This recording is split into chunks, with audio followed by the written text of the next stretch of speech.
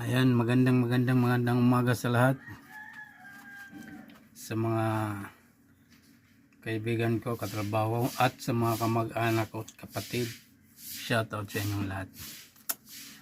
Mga kapatid, siguro naman napanood nyo kahapon yung lumutang na 18 ex-marine.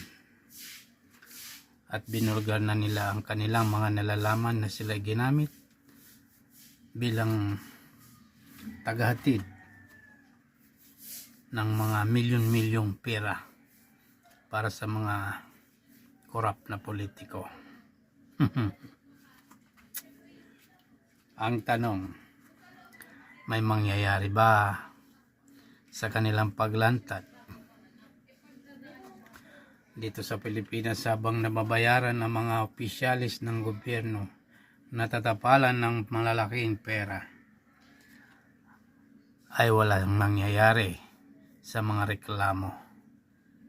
Yun nga lang pasabog ng kapatid ni BBM na halos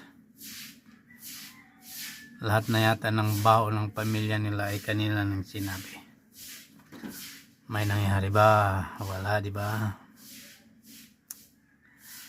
Habang ang nakauping mga opisyal ng gobyerno, ang mga kurakot, pera na lang. Kung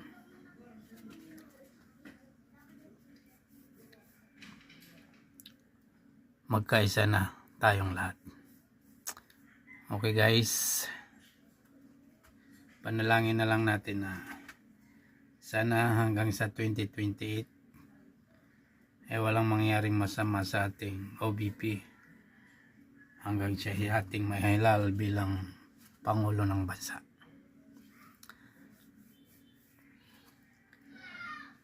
Para naman magkaroon ng pagbabago ang lipunang ito. Okay guys, thank you for watching. I love you.